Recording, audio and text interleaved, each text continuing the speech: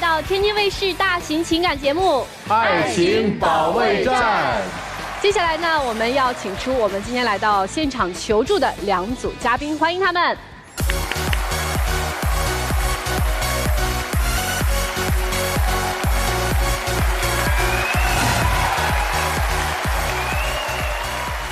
首先要疗愈的是本期第1对情感嘉宾马先生，41岁，来自安徽，个体；刘女士，45岁，来自河南，销售。他们究竟遇到了怎样的情感困惑？我今天来参加节目，我就想问问我老公，结婚之前对我那么好，结婚之后就像变了个人一样，难道他之前都是在装的吗？我们都是2婚的人，走到一起就该相互包容。他倒好，脾气那么大，怎么解决问题？是我不解决问题吗？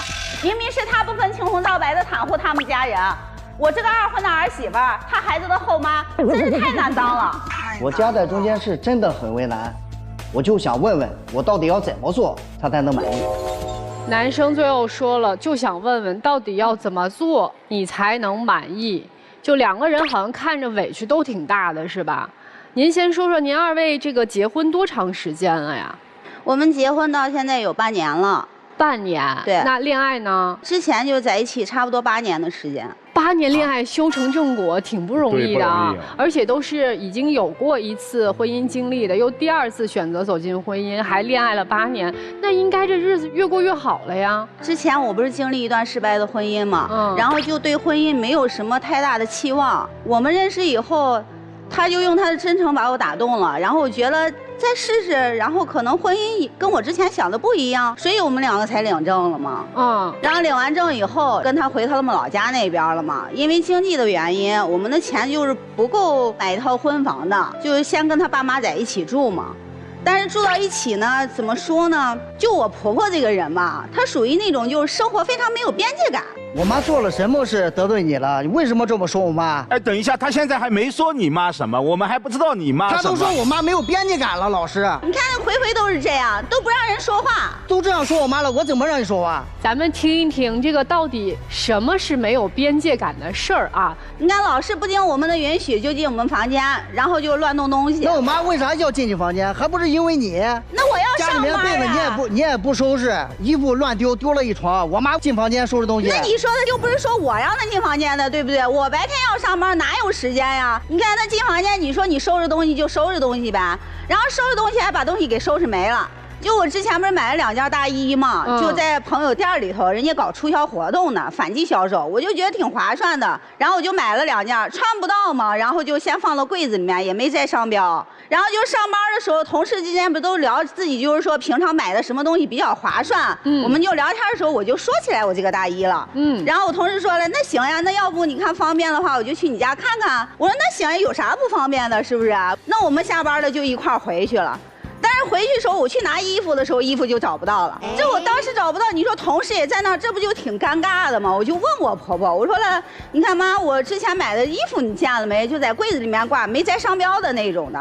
她说了，见了。你姐下午不是来了吗？去你们房间拿东西了，然后看到那2件衣服了，说挺喜欢的，然后我就让你姐拿走了。当时我都懵了，不就2件衣服吗？再说了，都是一家人，那是我姐。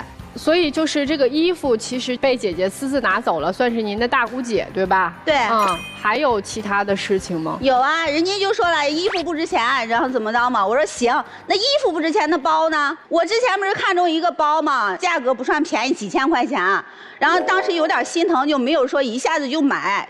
后来就是我销售业绩好的时候，狠心给买了。买完以后就拿这个包，我不是回去的时候，就我娘家妈妈嘛，给我打电话说我兄弟要办这个满月酒，让我回家一趟。我说行，当然也没想那么多，就把这个包拿回去以后就放到柜子里头，我就直接拿着东西就回我们老家了。大概也就3、4天吧。我再回来的时候，包没了。哪儿去了？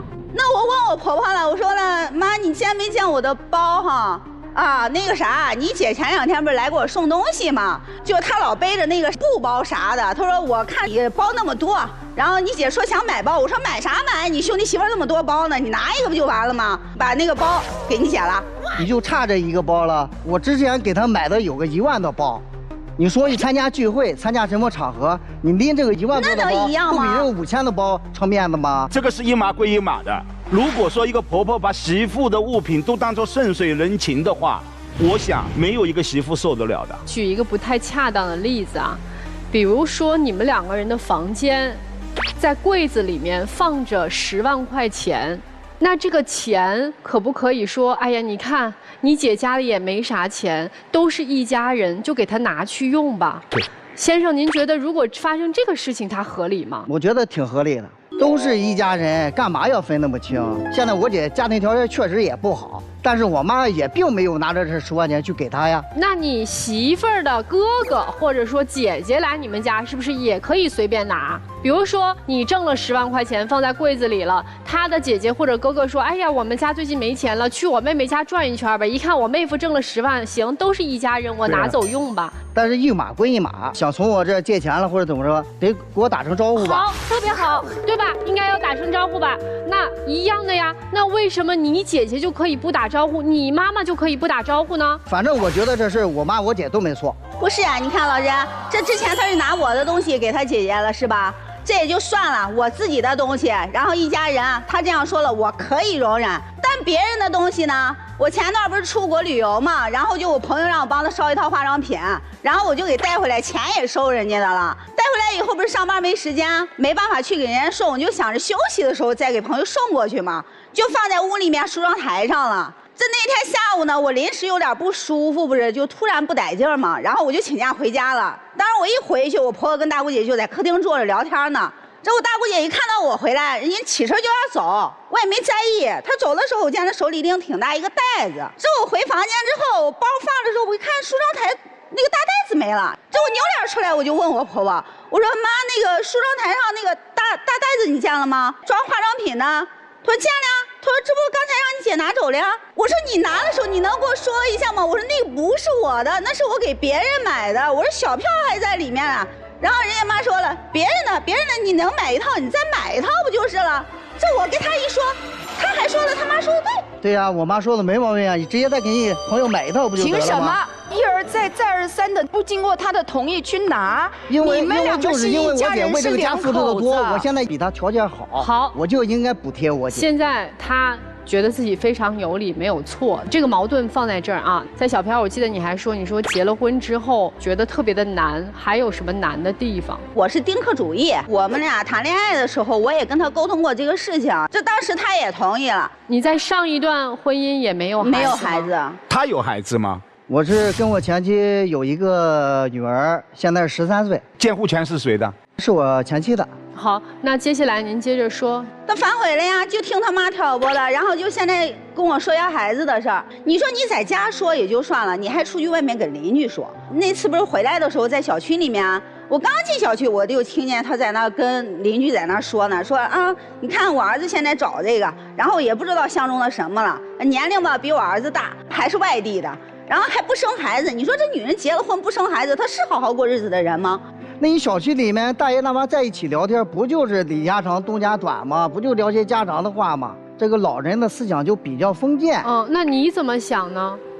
我觉得我妈说的挺有道理，我也确实有点改变。如果他不要的话，你会跟他离婚吗？不会，还是能过的，对吗？对。好。那么现在这个孩子又成了他们之间的一个障碍了，这第2个障碍出现了。你的女儿她有见过这个阿姨吗？她也见过，怎么没见过呀？然后看见我什么都不叫，阿姨也不喊，那恨不得那脸都冲天上去。那孩子不叫你阿姨，那也赖你自己呀！你对孩子说话没好点。怎么又赖我了？你说我对孩子还不行吗？你说他来了想吃什么，我给他整什么，那我哪能知道孩子他肠胃消化不好呀？说完以后就急着了嘛，及时的那种，然后我就带他看医生嘛。就这事儿，我婆婆知道了，不问青红皂白就骂我说你安了什么心啊？啊，他吃什么能吃，什么不能吃，你都不过我脑子吗？他不就心疼小孩吗？说你两句，说你两句就说你两句呗，你又不会掉块肉。那也不能那样说吧，是不是？那我也不知道呀。你说我跟孩子接触时间短，行吗？那给孩子吃了出毛病了，那我不给孩子吃那也不对了。因为之前的住院这个事儿嘛，然后我心里也挺害怕的。他再来的时候想吃什么，那我就好好给他说嘛。我说你不能吃那个，就是咱们正常吃饭呗。这你看都做好了，又不是说只是青菜呀，你都是你爱吃的那种口味的菜，你吃这些不就行了？他不吃，你还哭着去给人家奶奶告状，说我虐待人家，不让人吃东西，让人家饿肚子。这我婆婆扭过来又是不分青红皂白，说你怎么饿肚子狠啊你？哎，你怎么这个样子呀？然后都不让孩子吃东西，孩子长身体呢，你让他饿肚子。我妈说这话也没有别的意思，她就是担心小孩，说了她两句。你妈都对，都对，来，好吧？还有什么呢？就是他妈妈嘛，你惯孩子总得有个样嘛，是不是？也不能说然后就完全就袒护的不成形的那种了。你说小孩子吧，他吃东西，他挑食儿，然后你说这一桌子菜都在那摆着了，大家都在那坐着了，你一个人你拿这个筷子在那挑来挑去翻来翻去的，那其他人还怎么吃呀？回来都是这个样子，那他回他这样翻，别人还吃不吃了？那一次吧，我就实在没忍住，我就说了两句，我说丫头，咱这个吃东西的时候，这个饭桌它是有礼仪的，你一翻别人就没法吃了。我说这个行为很不礼貌，我话音都没落，婆，你怎么说孩子的啊？他怎么就不能翻了？我家他想怎么翻他怎么翻，就这样一点一点就在那说着的。那你说她的时候也分场合呀，毕竟是女孩，脸皮特薄，然后你当着一大家的人在那说的，她就感觉下不来台。我也没有想着她把我孩子去教育好，我就想着她平时能不能对我家人好点，态度要好点。好啊。对呀，她平时就像我闺女吧，回去我女儿回去的时候，她就周末回家2天，也就是前段时间暑假放假的时候回家住的时间长点。你看她天天见女儿，鼻子不是鼻子，你还让我怎么对她呀？就她家人现在这个态度，然后连带着孩子对我态度都明显不一样了。周末在家写作业，然后你说从早上9点，然后到下午4点，这几个小时的时间写了2张纸，还是练字的那种，就可劲在那刷手机。我就说，你不要玩手机了，你赶快写作业吧，明天还要交作业呢。你明天上课，人家就看着我阴迷阳阳的给我来一句，你管得着吗？你是谁呀？你是我妈吗？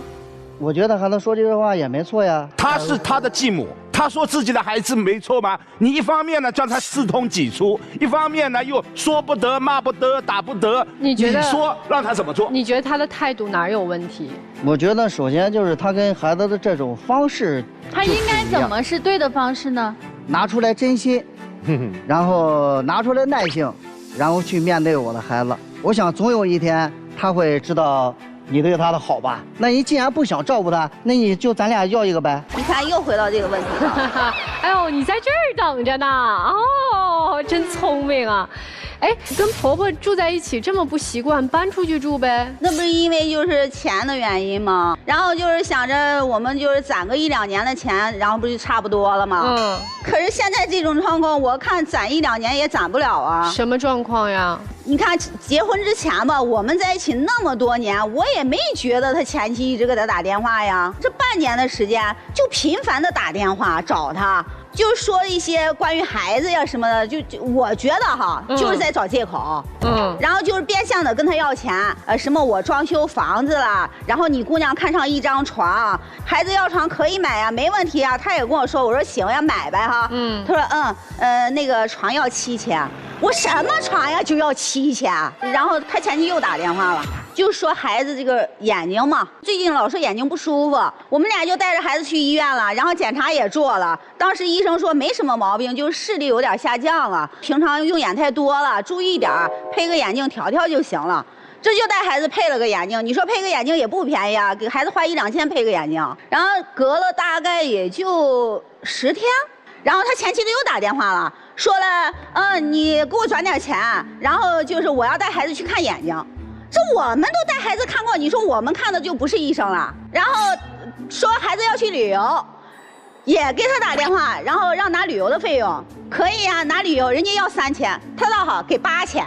那你不是带你前妻的钱都给了吗？我可没有把他的钱给了，我当时只不过一听说孩子要出去玩，然后我前妻也得带着她嘛，然后就想，既然出去玩，不就是去消费了吗？没有必要为这个钱操心，所以说我就把钱，连机票钱我就所有转给她了。你们在离婚的时候，你出多少抚养费有约定吗？有3000，那么就3000嘛。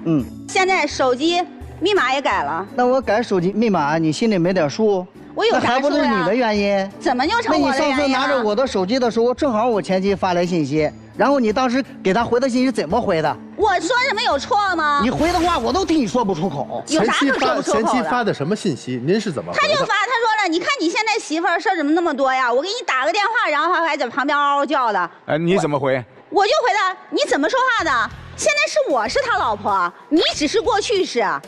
我怎么就不能嗷嗷叫了？我问一下那个刘女士啊，就是是不是在你心里面，你对他前妻还是有一点恐慌的？那肯定的呀，毕竟他们之间有孩子嘛。然后现在你说回来以后，又老因为孩子的理由就是说找他，然后事事都跟他联系，我心里肯定是不安全的呀。我就老觉得他俩是不是要复婚呢？那我在这儿是不是多余的呀？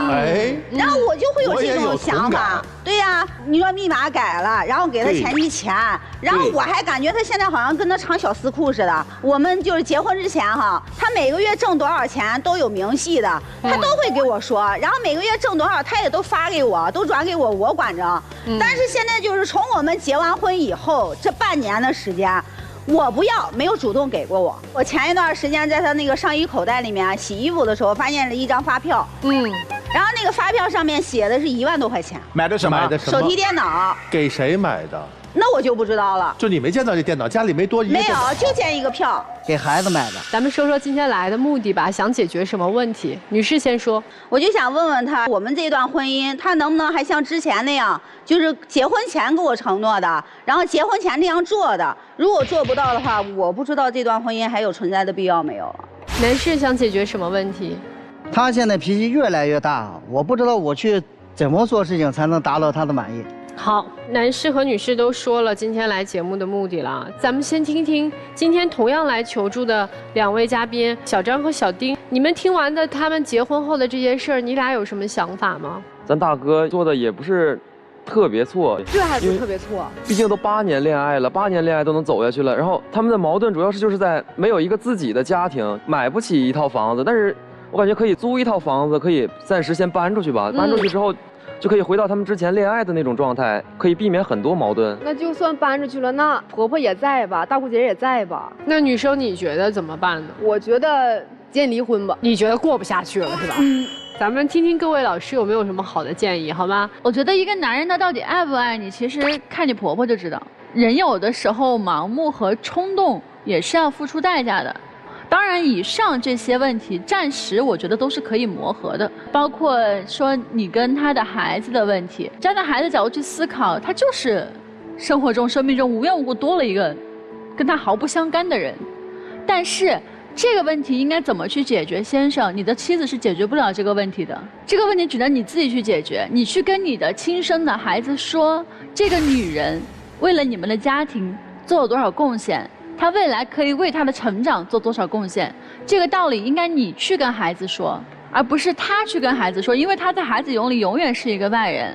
好，接下来说要不要生孩子这个话，你唯一能让他生孩子的可能是你现在改变一下你给他的家庭环境的感觉。你们俩现在没有孩子已经一地鸡毛了，有了孩子再多一个孩子的负担，我跟你说这个女士她承受不起，她也会跟你离婚。如果你还想跟他过，你就跟他提要求，现在就跟他提得明明白白的。那如果不想过了，就趁早别过了，因为人家还想要个娃，就想明白你到底想要什么。你改变不了他，你就改变你自己吧。有一个让女人又爱又恨的女人，她叫婆婆。生活当中有很多的婆媳矛盾，都是因为婆婆没有边界感所引发的。虽然这个房子是婆婆的，但这个房间是媳妇的。是需要尊重的，但是在这样的一种状况当中，我在想，究竟是什么原因导致了你们婆媳矛盾如此的鸡飞蛋打？就是因为这个男人，因为婆婆也在看，这就是一个风向标。为什么很多的婆媳矛盾，在有一些家庭它不算矛盾，因为有一个站在中间，明事理的、懂事理的男人。但是这个男人没有主见，而且时时拉偏架。明明是婆婆错，因为她是我妈，她就一切都是对的。她使得婆婆的行为会更加的肆无忌惮。所以，你的丈夫如果他的认知态度不改变，婆媳关系哪怕不在一个屋檐下，也是矛盾重重。关于要不要孩子，并不是说以前有协议有约定，我现在就不要孩子，是现在的状况不能要孩子，因为再婚半年，你们的状态大家都明白，摇摇欲坠。如果这个时候要孩子，会害了这一个孩子。这个关键是要看男人的态度。所以很简单，如果还想好好过，才半年，我想希望是有的，但关键是作为丈夫自己真实的去反思，深刻的认知到在这些问题上你的角色定位出问题了。关于前妻的问题大可放心，如果他对前妻有这样的向往，不是这样的打开方式，他可能更多的是疼爱和前妻的那个女儿。最后一句话，对前妻和你的那个女儿，你宠溺的有点过分了。在二婚家庭当中有一个普遍现象，如果你们二婚重组家庭，有一方你的前面的孩子是个女孩的话，这个爸爸如果对他现任的妻子态度更好，或者在女儿面前展现出更加亲昵的一些举动，这不会让孩子觉得说我也要对这个后妈好，这会让孩子对这个爸爸更加的反感，他会和这个爸爸之间的关系更加的疏离，甚至会对爸爸产生恨意。因为在孩子的心中，他会觉得这个女人是占据了我妈妈的位置，因为在11、12岁的年纪，他没有那么强的能够分辨是非的能力。但是作为父亲对于女儿的教育，就是你应该要成为一个怎样的人，这一点很重要。所以不要过分展示亲昵，但是也不能不作为，明白吗？这是我想说的第一个。第二点，我要特别郑重地提一个观点是什么？在未经他人同意的情况下，私自去拿走别人的东西，这个行为就叫偷。甭管你跟我是夫妻，你跟我是母子母女，你跟我是姐弟兄妹，我们是一家人，我们有着同样的血脉，但是你不经我的同意拿走我的东西，这个行为就叫偷。这是我要说的第二点。第三点，为什么8年没有发现这个男人的问题，结婚半年就发现了？你有没有想过这个问题？他很可怕。你们在一起的时间不算短，恋爱8年，走进婚姻就半年就发生了这么多的问题。难道这8年，如果说这个男人演，说他装，他能装得了8年吗？装不了。那是什么原因？是因为在恋爱的时候，你把自己的眼睛蒙上了，你压根儿没有去预估第2次婚姻的难度，你压根儿没有去想象你们第2次婚姻进入之后会遇到什么样的问题。你们这恋爱8年白谈了，你根本不认识你身边的这个男人，你在自欺欺人，是你自己疏于对你们恋爱关系的整理，疏于对你上一段婚姻关系失败的整理，盲目的再选择嫁给他，所以造成了今天这样的局面。你的婆婆不满意你，不是今天不满意的，在跟你恋爱的时候，你婆婆就不满意你，你觉得没事儿，结了婚就好了。好了吗？没好。所以今天所有这些事情的局面，有你一半的责任，是因为你自己对自己不负责任，自己对自己的婚姻不负责任，自己对自己的人生不负责任，造成了现在这样困顿的局面。想过下去的话，搬出去住吧，继续跟婆婆在一起住下去，你们过不下去的。我觉得这件事情听完之后，让我觉得非常震撼，瞠目结舌，让我想起来我小的时候的一件事儿。那是我上小学6年级的时候，我在抽屉里拿了我妈妈的钱去买小画片儿。我妈妈从来不揍我，那一次我爸爸和我妈妈让我跪下，狠狠地把我揍了一顿，我这一辈子都长记性。我也一直认为我爸爸妈妈一直都对我很好，一直想买什么都是很宠着我的，为什么要这样对我？后来我妈把我拉到旁边跟我说，你这个行为叫做偷。虽然我是你妈，但是这叫偷。所以，所谓的什么拿包啊、拿衣服呀、拿化妆品啊，首先我真想问一句，怎么好意思呢？这叫没有素质，这叫没有尺度，这叫欺负人，这叫偷。第二点，说你的孩子，吃多了不行，及时了；吃少了不行，不吃也不行，管也不行，不管也不行。管完之后，你的孩子说：“你是谁呀？”他对这位后妈的态度从哪儿来呢？他是一个孩子，他没有错，他的态度从你这儿来，从你妈这儿来。还有说你姐姐，你说你姐不容易。你自己买不起房，人家闺女不是也跟你过在一起了吗？而且你母亲口口声声说人家是外地人，从心里压根儿就把人分成3、6、9等，对自己的闺女可不是这样，是不是？这就叫做自私。还有你的前妻，你俩过得挺好的，我祝福你俩好好过下去，放了人家吧。女士，我突然想问一个问题啊，8年。没有想过结婚吗？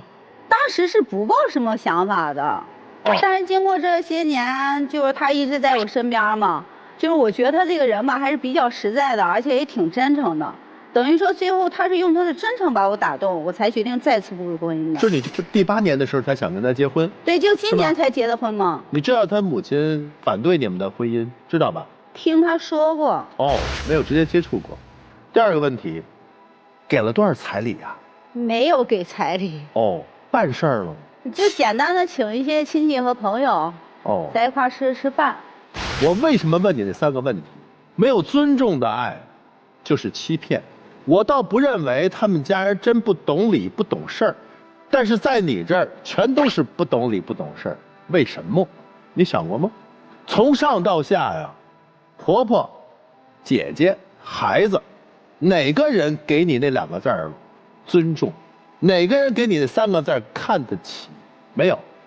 你以为他们不知道未经你允许拿走你的东西是不对的吗？你以为他们不知道吗？但是他们还去做。你的骨气在哪里？你的尊严在哪里？你的反应在哪里？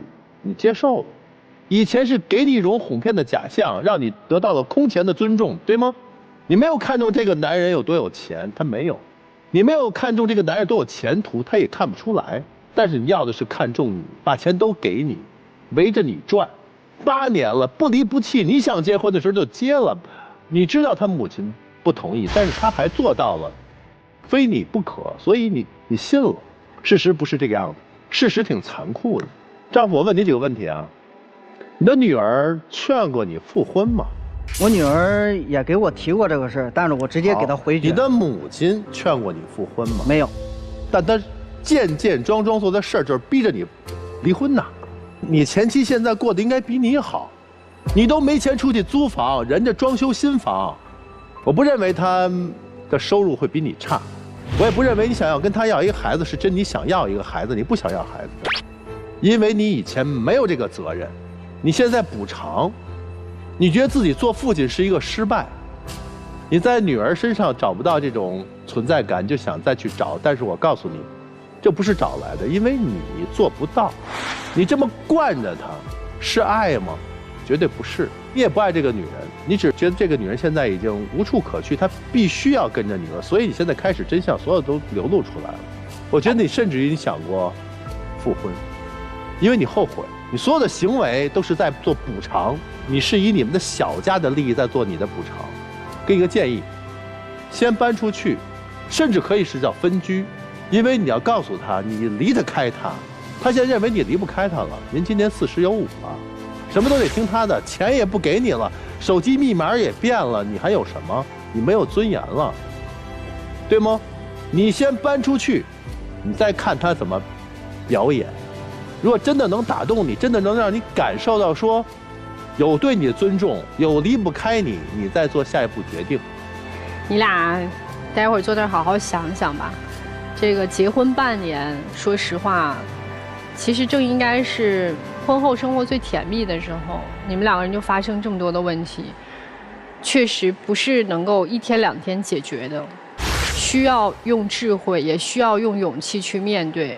如果承担不了的话，就想想后面的路该怎么走。谢谢你们2位，我们交换一下位置。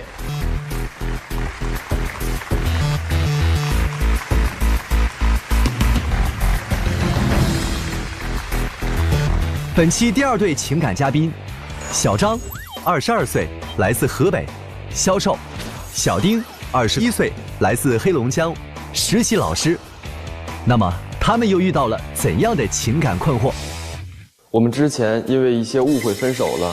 我今天来参加节目，就是想跟他说，我是真的很爱他，希望他能再给我一次机会。误会，他天天和他那些所谓的纯友谊视频聊天，还喊宝宝，这难道都是我误会了吗？我承认我在异性方面确实没做好，但我以后真的会为他而改变，希望他能相信我。在一起这么久，我一直感受不到他有多爱我，我真的不想再这样内耗下去。你俩现在是分手的状态吗？对，还没复合呢。对。哦，那不是男女朋友，你俩就是纯友谊的哈，是吧？前男友和前女友。前男友和前女友。所以他们2个人刚才坐在这里很奇怪，2个人互不说话。那今天是男生想要求复合的是吧？对，我就是想通过这个节目来找他求复合的。哎呦，现在是求复合这仪式感，都来上节目求复合了。来吧，那咱们说说分手的原因是啥？我感觉就没有一个正常人能跟他处对象。你处了多久？半年多。半年多就分了哈。啊，那请你说说有啥事儿你觉得你受不了？首先是他跟那些异性朋友的边界感就特别的模糊不清，而且我跟他说过很多次，他都不改。就那次我们去吃饭，然后我就看怎么有个人给他弹个微信，然后管他叫宝宝。我说这是谁呀？然后他跟我说这个是他的纯友谊，就是他的一个朋友。我说那你管我也叫宝宝，你管他也叫宝宝，谁才是女朋友啊？因为我觉得宝宝就是一个称谓嘛，我跟我平时的男性朋友也可能叫宝宝宝贝的这样叫，但是我跟他没有那种男女关系的那种宝宝意思。好，有女性叫他宝宝。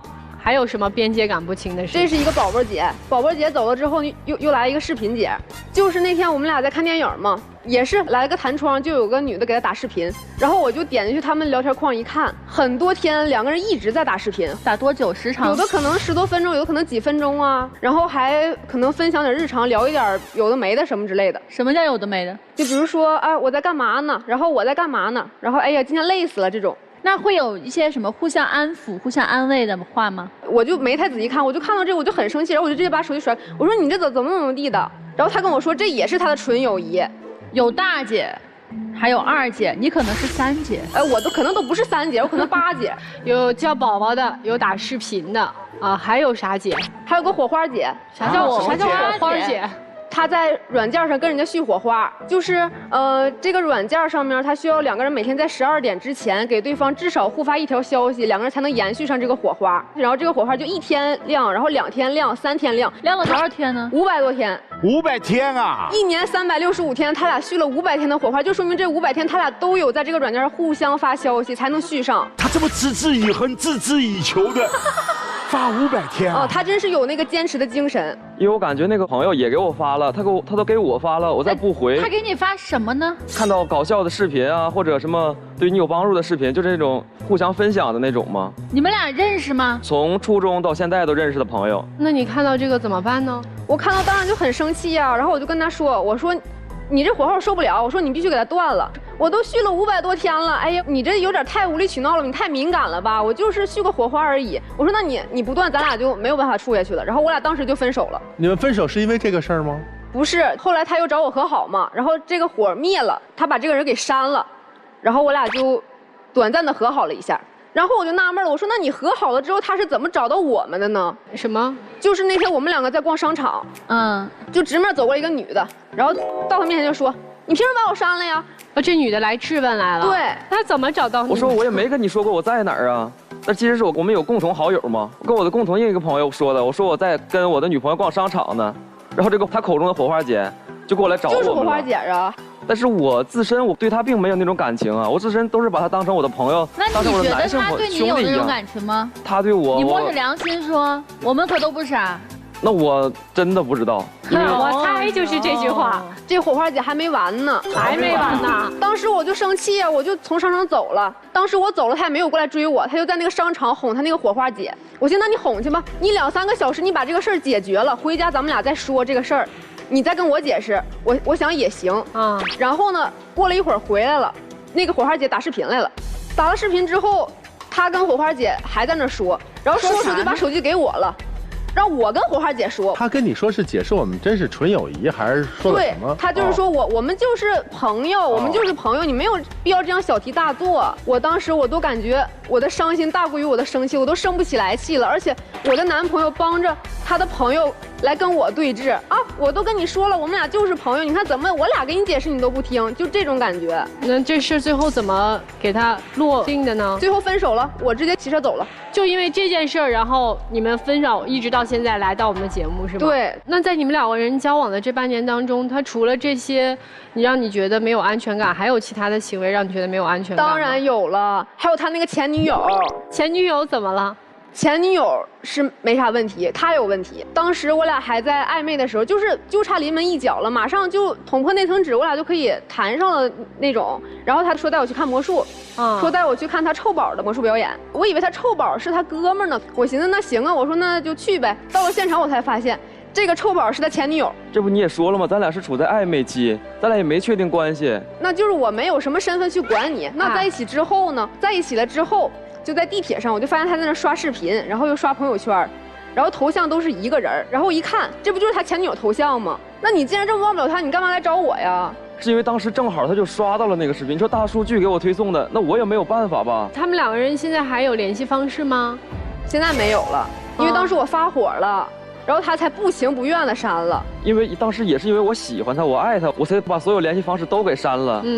我感觉我做的已经够了吧？哎，你们2个人恋爱这半年当中，你对女生有没有什么不满的地方？他虽然说我，那你呢？你删你前男友的联系方式了吗？我删了呀。那不是被我发现吗？就是我们出去旅游的时候，给一个男生发我的照片，我还问他，我说你给谁发呢？他说他给他一个朋友，然后后来就被我给看到了。那个人就是他的前男友。是这样的，当时呢，我前男友给我发微信，因为我在朋友圈官宣了嘛，然后他就说，哎呀，谈恋爱了。我说是谈恋爱了，然后我就拍了一张我男朋友的照片，我说这个就是我男朋友，我说咱俩以后不要有联系了，然后我就给他删了。我不跟他说，我是觉得这件事情说出来会影响我们的感情吧，我就觉得，就我直接把他删了，我去做不就得了吗？如果我再晚一天发现，你会晚一天删吗？如果我一直不发现，那你删吗？我当然删呀！我当时给他发照片，我跟他说，我就是为了把他删了呀。那你每天下班之后，你就跟你的朋友们，你所谓的男性朋友们，就一起打游戏，开着麦聊着天，那你觉得我能开心吗？不是，那你对我这么多不满，你拉我来录节目干嘛呀？我只是想说，你也不是完全没有错吧？就算分手，99%的错都在我。我打断你一下，男生，你太年轻了。如果你真的想让他回心转意，想复合，千万不能说女生错，即便她错了，你都不能说她错。对，但是我也是想让我们俩以后更好嘛，我也想把我的就觉得他的不好说出来。我跟你说吧，首先我们那个游戏它是需要沟通的，就是我在哪儿，然后哪块有敌人，然后呢，我当时戴那个耳机吧，我就听不见他说话，你得过来跟我说，然后我们沟通的时候。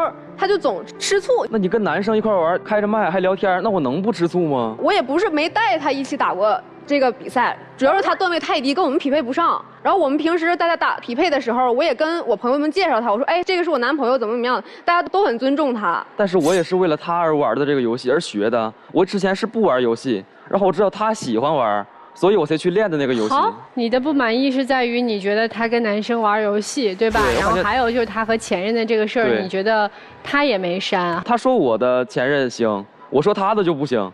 我有女性朋友不行，他有就行，我就感觉他有点双标。我跟我朋友都清清白白、干干净净，你跟你那些朋友呢？不是，小妹妹，你叫过什么宝宝呀、臭宝啊？交过以前男朋友叫臭宝吗？从来没有啊，那还挺正常。那个刚才那个你们那个短片里面还说到，就说男生说他特别特别爱你，但是女生一直坚定的表示说我没觉得没感受到他爱我。就是首先你说一个男生跟一个女生在一起，是不是要有点仪式感？他都没有，就一束花这么简单的事他都做不到。还是我朋友去提醒他说，哎，你是不是应该给人家订束花啊？然后他才订了一束。因为当时我们表白的时候吧，就发生的挺突然的。我们当时表白是在一个聚会上，大家也都喝了点酒，然后就都一起起哄，就说让我跟他表白，然后我就表白了。表白没有仪式感，那你还觉得怎么感觉不到他爱你？就是我们一块出去吃饭，他跟他朋友就一直在聊天，就把我晾到一边，我就跟个傻子一样在那儿。他从来就不在乎我的感受。他就不会想说，哎呀，我女朋友自己在那儿，哎呀，我们这边聊天，他自己一个人多尴尬，他就跟他朋友在那聊。那既然都分了，那这么多问题，你干嘛今天要来呢？对他还是有感情的嘛。他有什么好的呀？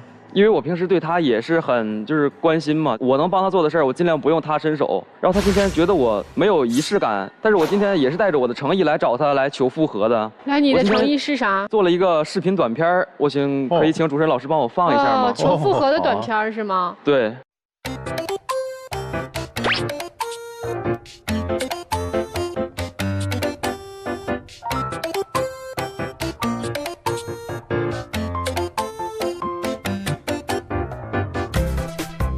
没啦。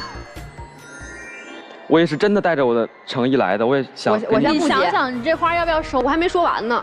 你也不是这点事儿，来，你把事儿都说完了。首先，他跟我的朋友他也不保持距离，就我们3个人出去在那个小区荡秋千，然后当时他就直接伸手推了我那个女性朋友一把，直接就摸人腰上了。那我女性朋友也是个单身，就弄得我们都很尴尬，我就感觉跟他在一起怎么这么丢脸呀？因为他推得很吃力，我感觉，所以我是想出于帮我女朋友一把的这种心态，然后我就推了一把，因为当时也很黑，我也不确定我推到是女朋友的手推的，还是直接摸到了那个女生的身上。那当时我都没推了，你还在那推呢。除了这个事儿以外，还有其他的事儿吗？就是每次我们吵架呀，他就是不说话了，给我感觉就像在冷暴力我一样。就每次都是他在那边呼呼睡着了，然后我在这边生了一夜的气，我就整宿都睡不着觉。我实在困得受不了，睡着了。我俩每次吵架，只要一吵架，他就把每次吵架翻来覆去的，就是再重新翻旧账。那不是因为之前的事儿没有好好解决吗？每次我在解决问题，你在干嘛？你在解决我，你就在那敷衍我，说2句你就不耐烦了。男生，你是不是觉得他脾气特大？对，就是他，就是感觉很不尊重我一样。每次吵架对我，不管是人多还是人少，就直接开始吼我了。什么叫我直接开始吼你？每次你都把我逼得急眼了。我好好跟你说的时候，你在跟我说什么？你在跟我狡辩，你在跟我犟。那你也不能当着人扇我吧，直接扇我嘴巴。我是扇你嘴巴吗？我就是轮到你脖子这儿了。那他还说我就是月末的时候没钱了，我跟他要钱，他跟我说，为什么你不能出去挣钱？你觉得花女朋友的钱合适吗？不合适，当然不合适。是因为我在月初有钱的时候，我也给他花了，因为2个人生活嘛，柴米油盐，他不都得花钱买吗？我没有说2个人在一起谁花谁的钱不行，你花我点，我花你点都行呀。但是我们2个人都没钱的时候，你是不是应该也出去挣一挣钱？不要我一个人出去挣钱，我每天挣完那个钱回来，我们俩又都花了，然后我让他出去挣钱，他就在那躺着。这个女生说的对，一个男人在这样的状况下，自己去努力一下，没有错。问题说完了吗？也差不多了。但是我依然想，就是咱俩这些矛盾并不是不可调解的，咱们俩也有更远的未来，咱俩也不是只到现在都到头了，咱们还有很多的日子。你为什么非他不可呀？你要说出来。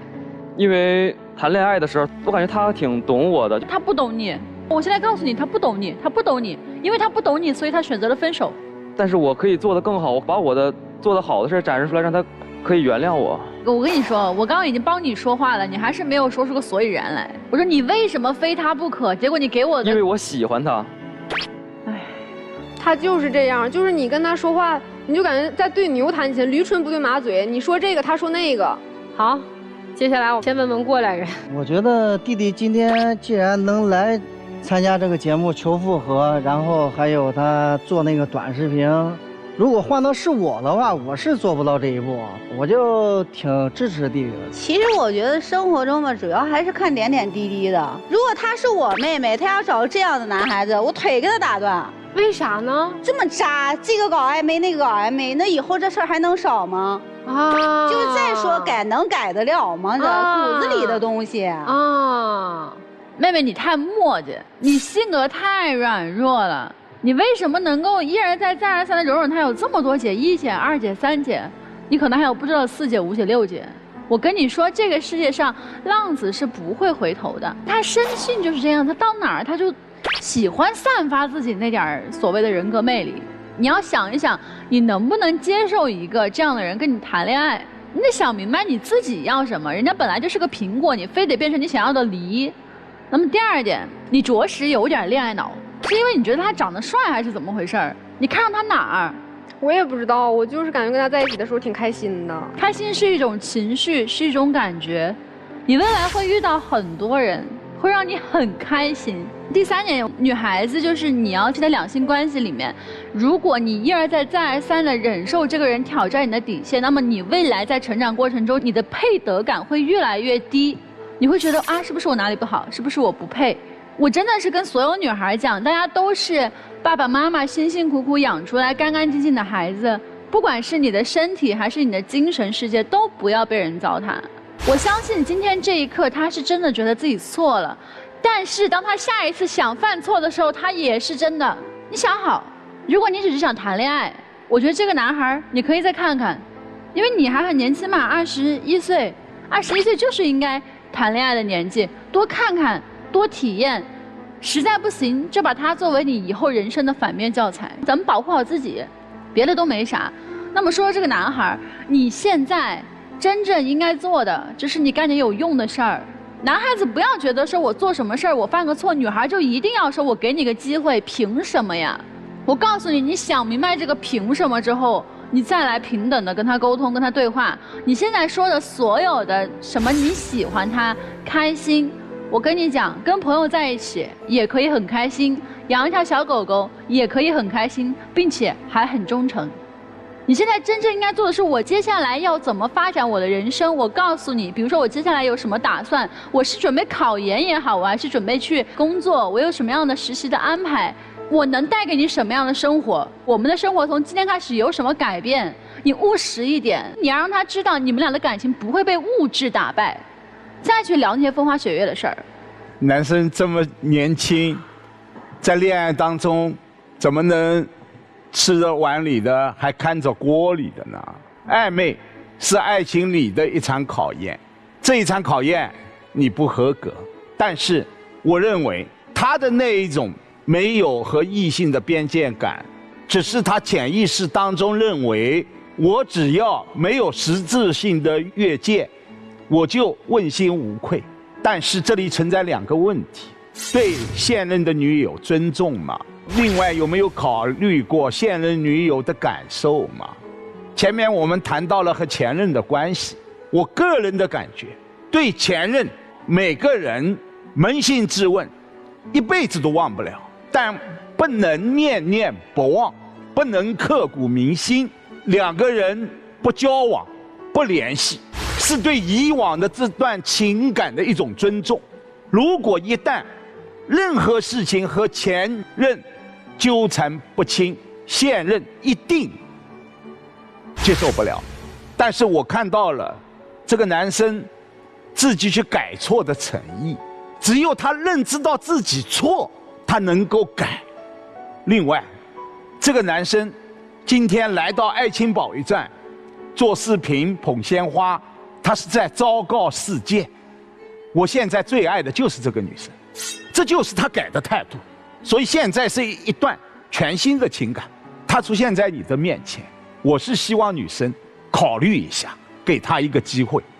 于老师担心多余了，他一点不想分手，你就是拿分手当成了一种威胁，你觉得分了，然后他又回来哄你，然后能改掉之前的一个问题，分一次他改一个问题，分一次他改一个问题。但是姑娘，这是你最错误的地方，分手不是威胁，分手也不是让他去改正你觉得他身上有问题的那些地方的一种方式和手段。这次分手闹大了，闹到我们爱情保卫战了，下次分手去哪儿啊？怎么办呢？所以你压根儿没有想好要分手，为什么要总拿分手当成威胁他的借口？因为其实从你的心底，你也没有那么爱他，没有那么重视他。一个女生是绝对无法忍受另外一个女生叫自己男朋友宝宝的。当你发现这一件事情发生的时候，他是触碰底线的，那我毅然决然的走，我绝对不会再给他第二次机会。当你又发现他和另外一个女生每天都在打视频的时候，而且都是10分钟以上的聊天，这又是一件触碰底线的事情，我也一定会离开他。所以说白了，你在这段感情当中也是游戏而已，没有爱的那么深，所以这些东西刺痛不到你，你只是觉得在恋爱当中这样的行为不应该有，所以你在用分手来当作威胁，让他改正这些行为。甚至我也觉得你们两个人这个恋爱谈的其实没啥必要。因为你看看你们两个人半年当中恋爱的状态，一个恋爱当中的女生会天天跟其他的男生在一起打游戏，而不是跟自己的男朋友出去逛街、看电影、约会。因为你们刚刚恋爱半年正是热恋期，正是你侬我侬，谁也离不开谁的时候。但是一个人能打游戏，一个人跟另外的女生在聊天，你们两个人有什么爱可言呢？大学刚刚毕业，不应该是好好两个人共同规划我们的未来，规划自己的事业？你们的时间全部浪费在各种异性身上，所以你们先好好想想自己的生活要怎么调整一下，再去考虑恋爱的事情吧。我觉得你们两个很般配，为什么？你们俩都是一个游戏人间的人，也没有那么在乎男女之间的边界感。在你们20多岁的年龄，没有说到一句关于前途上的事儿，没有考虑一件你们该考虑的积极向上、前途事业上的方向上的问题，都是在打游戏呀！今天又叫谁宝宝了？我帮你算一下，你有多少姐姐啊？第一个是宝宝姐，不管是谁，你的外号叫宝宝是吗？就是一个大男生叫宝宝，我第一次听到外号叫宝宝。第二个是视频姐，你怎么就那么喜欢跟女的聊呢？你怎么不跟门口二大爷聊呢？心里都要满足，开心，异性孔雀开屏。第三哈，500天的火花，事业可以不搞，但是500天的火花一定要续上。我也不知道那个火花续了是能救命还是怎么的。还能给这个女的勇气来质问你的女朋友，谁给她的勇气呀？并且不断的在关注前女友，还叫前女友叫什么臭宝？哦，臭宝是什么样的关系？叫出来臭宝啊？然后就是大数据都特别了解你，推荐的都是你的前女友，是不是？如果是一个好女孩的话，你会把她逼疯的。幸亏你遇上这么一个，跟你一样喜欢玩的人，你呢，就是一个处处留情、黏黏糊糊、孔雀开屏、半推半就的人。我不认为这是你年轻，我觉得这是骨子里的东西，你改不了。所以你俩好好处吧。男生其实挺重感情的，可惜啊，你的感情太多了，叫多情。你希望身边所有的人都认可你，到最后啊，你会发现。所有你认为认可你的、欣赏你的人都会离你而去，你会伤很多的人，但你自己又没有这个能力专情地对待一段感情，如同跟这个女孩也是一样的。你是喜欢她，我能看出来，你想尽自己的方法，你甚至于无力去解决、跟她解释清楚你对那些异性的自己感受到底是什么，这是最关键、最可怕的事情，你自己说不清楚。本来一个500天的朋友啊，500天的火花嘛，比你们之间的其实感情是更深的，但因你的尺度的问题、分寸的问题，这段感情没有了，你其实很有挫败感。你现在可能这个女孩就作为你的最后一根稻草，我不能失去她呀。但实际呢，如果你再遇到一些类似事情，你还会重蹈覆辙的，因为你自己没有成熟，没有成长。其实你很缺爱，你很需要爱。什么爱都要，反而怎么样？什么也得不到。我们不能太贪，我们想清楚一件事情，就专一的走下去。女生，我觉得大概率你还是喜欢这个男生的，你也知道他可能并没有实际去做什么，但他的性格让你很烦。但是你有这个能力引领他成熟吗？好像你也欠很多，你自己也不成熟，你也会陷入到这种状态当中被他去折磨。为什么分手又复合，现在还是在犹犹豫豫？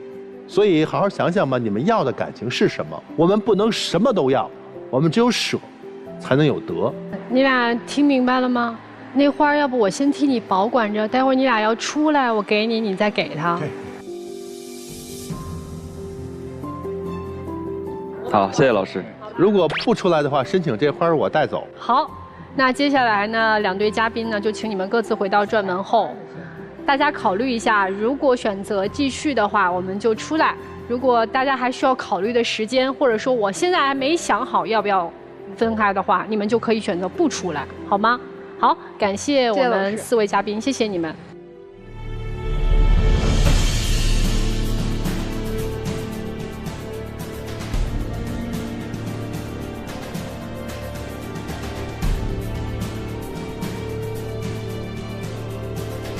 那么我们今天的第一组嘉宾马先生和刘女士，他们是否会选择出来呢？我们一起来看结果。3、2、1，请开门。肯定出来，我觉得不会出来。会出来，会出来。男士，丈夫刚才的表情已经表明了。来了，出来了。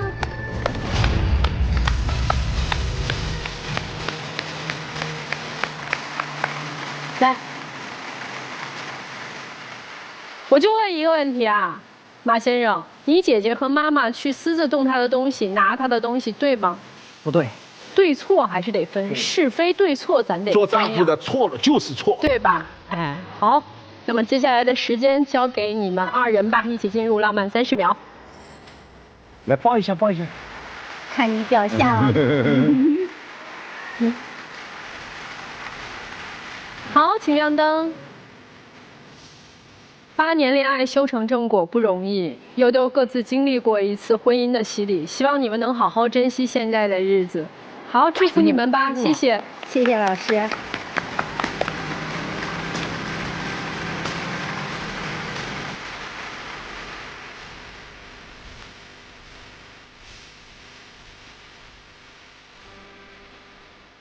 接下来到这对小年轻的情侣啦，小张和小丁，他们俩是否会出来呢？还有要提醒大家，我们节目组是唯一的官方报名热线啊，0222360301，有情感困惑的朋友可以打电话报名。记住，我们不收取任何的报名费，小心被骗。来，我们一起来揭晓答案。3、2、1，请开门。肯定没有悬念的，肯定出来了。是吗？当然，不要出来吧。未必哟，不要出来吧。出来了吗？没有，赶紧把门关上，关上。做勇敢的女孩。可惜了。好了，这束花呢，其实我倒希望男生拿回去，长一个教训。不是外在这些东西能解决内在的问题。这个建议我同意。其实我还是蛮遗憾的。我是认为他们真的可以努力的去走一程。我真的觉得女孩现在勇敢的说不，就是很勇敢、很坚强的事情，对自己负责任的一种表现。是的，被点醒了，还年轻呢，对不对？好了，这就是我们这一期的爱情保卫战，我们下期再见。